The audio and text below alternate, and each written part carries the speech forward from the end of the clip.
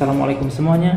Kali ini saya hadir kembali on cam untuk menjawab semua pertanyaan yang sering masuk di channel ini, dimana banyak sekali pertanyaan-pertanyaan yang seputar pembebasan lahan, jalan tol ini, jalan tol itu, kenapa molor, kenapa begini.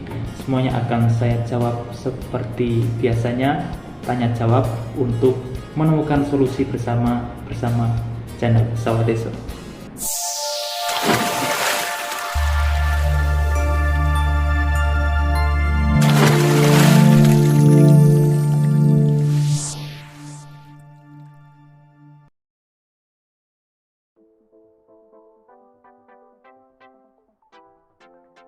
Pertama yang sering masuk di channel ini mengenai jalan tol Gilimanuk Mengwi. Ini yang sering banyak ditanyakan oleh masyarakat Bali, khususnya yang terdampak mengenai kapan kelanjutan tol Gilimanuk Mengwi, atau kapan kepastian akan dilanjutkan ataukah memang mangkrak atau berhenti. Warga yang terdampak berharap ada kepastian mengenai hal ini, karena seperti yang kita tahu dan video-video sebelumnya yang pernah saya bahas mengenai kelanjutan tol Gilimanuk Mengwi ini, sudah sering sekali saya terangkan bahwa dari pemerintah pusat, tol Gilimanuk Mengwi ini sepertinya akan dilelang ulang, atau mungkin sekarang sudah dilelang ulang.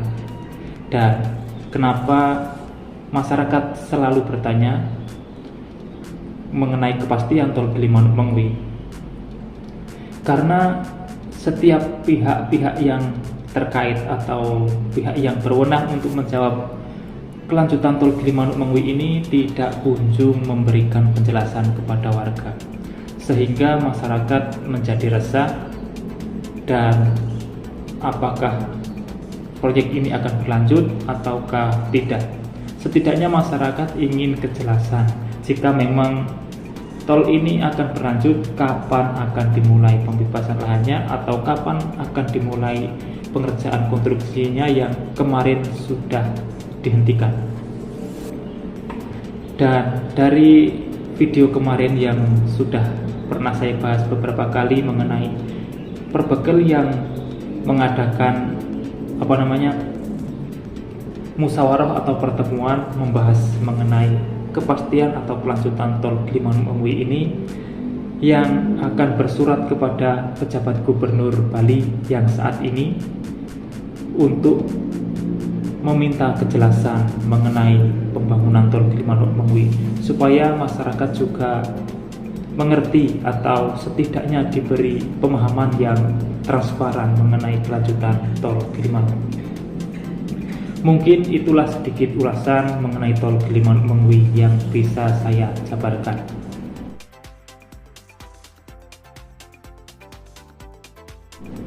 Terus mengenai tol Kediri Tulungagung, ini juga yang sering sekali banyak pertanyaan yang masuk di channel ini. Ada yang menanyakan kapan pembebasan lahannya, ada yang menanyakan sudah sampai mana, bahkan ada yang menolak. Mengenai tol Kediri Tulungagung ini, banyak sekali progresnya. Ada yang sudah diapraisal, ada yang baru pengukuran atau tim satgas baru datang ke lokasi-lokasi yang belum diukur. Itu semua sudah dijalankan tahap demi tahap, atau semuanya sudah berjalan sesuai rencana. Hanya saja masyarakat banyak sekali yang tidak sabaran mengenai progres ini, sehingga banyak yang menanyakan kapan pembebasan lahan akan dimulai, atau kapan pencairan uang ganti rugi. Itulah yang sering muncul pertanyaan warga mengenai pembebasan lahan tol Kediri Tulungagung.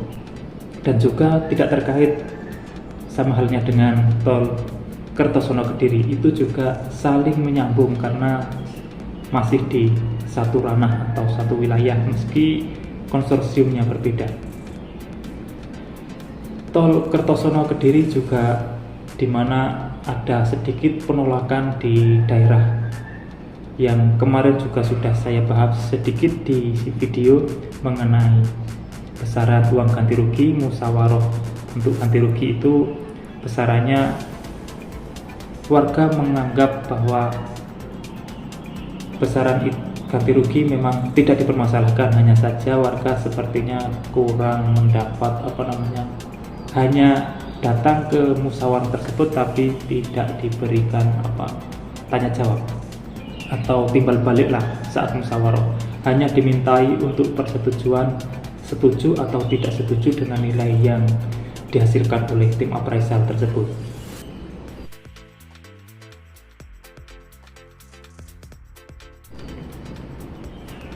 Sekarang masuk ke tol Jogja Bawen. Ini juga sering sekali banyak pertanyaan yang masuk, khususnya warga-warga yang belum menerima uang ganti rugi. Memang tol Jogja Bawen ini sangat panjang, seksinya banyak, 1-6. Tidak usah saya jabarkan 1-6 itu seksinya seperti apa, karena sering sekali sudah saya senggol di channel ini, khususnya di exit tol Temanggung, di mana itu juga menjadi polemik bagi warga yang terdampak, di mana di sana tidak kunjung menemukan titik temu antara pihak terkait dan warga terdampak mengenai besaran ganti rugi. Menurut kesaksian warga yang mengadukan atau bertukar informasi kepada saya, bahwa di sana harganya itu di bawah 200.000 per meter persegi, dan menurut warga itu nilai yang tidak masuk akal atau di bawah nilai rata-rata atau di bawah nilai pasaran. Mengenai hal itu saya tidak bisa berkomentar banyak, karena semua wewenangan ada di pihak terkait, khususnya tim appraisal yang menghitung tanpa ada pengaruh dari pihak manapun. Karena tim appraisal adalah tim yang independen, bekerja sendiri tanpa dipengaruhi pihak lain maupun pemerintah dan lain sebagainya. Dia berdiri sendiri untuk menghitung luasan atau harga lahan yang akan mendapat uang ganti rugi lahan tol tersebut. Mengenai kapan pembebasan lahan seperti di seksi di Bawen atau di Magelang, semuanya terus berjalan bertahap demi tahap, tidak bisa saya menyebutkan kapan pastinya. Yang penting atau yang pasti adalah ikuti terus perkembangannya setiap harinya, setiap ada info terbarunya pasti akan saya bagikan. Karena pembebasan lahan itu tidak serta-merta hari ini atau tanggal ini, semua ditentukan oleh LMAN, dan LMAN sendiri tidak hanya membebaskan lahan di satu proyek saja, tapi proyek seluruh Indonesia juga ditangani.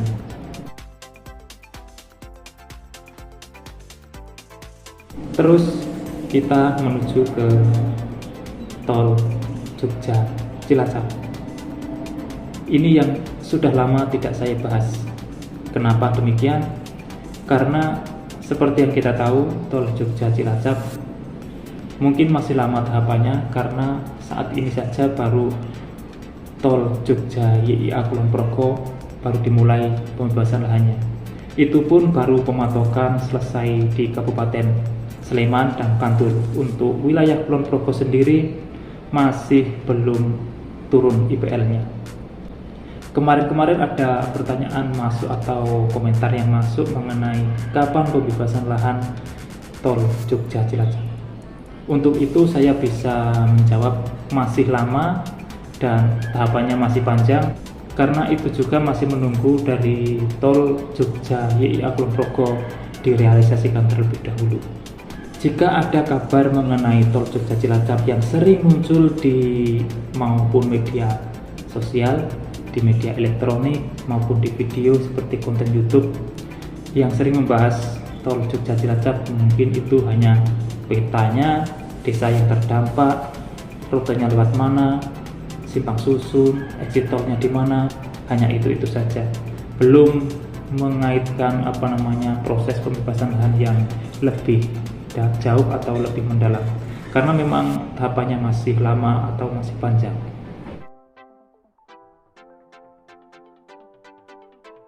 Sekarang masuk ke tol Demak Tuban.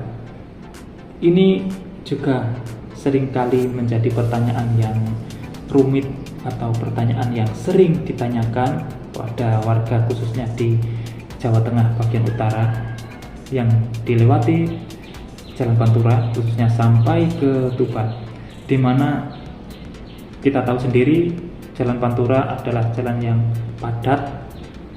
Ada kendala sedikit pun pasti akan menjadi kemacetan panjang, dan diharapkan tol Demak Tuban ini memang harus segera direalisasikan meski tahapannya sangat sulit. Karena kita juga sering memantau di rapat dengar pendapat di Komisi 5 mengenai tol Demak Tuban ini, kapan direalisasikannya atau kapan mulai tahapannya dijalankan. Dari keterangan terakhir memang Menteri PUPR sudah memastikan bahwa akhir tahun ini studi kelayakan harus selesai sehingga tahun depan sudah bisa dimulai lelang dan tahapan selanjutnya.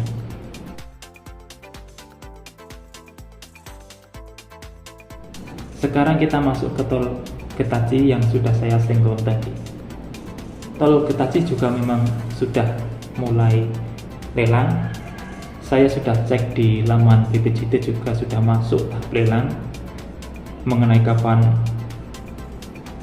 pembangunannya kita sudah belum tahu, karena pembebasan lahan juga masih berfokus di Kabupaten Garut dan Kabupaten Bandung.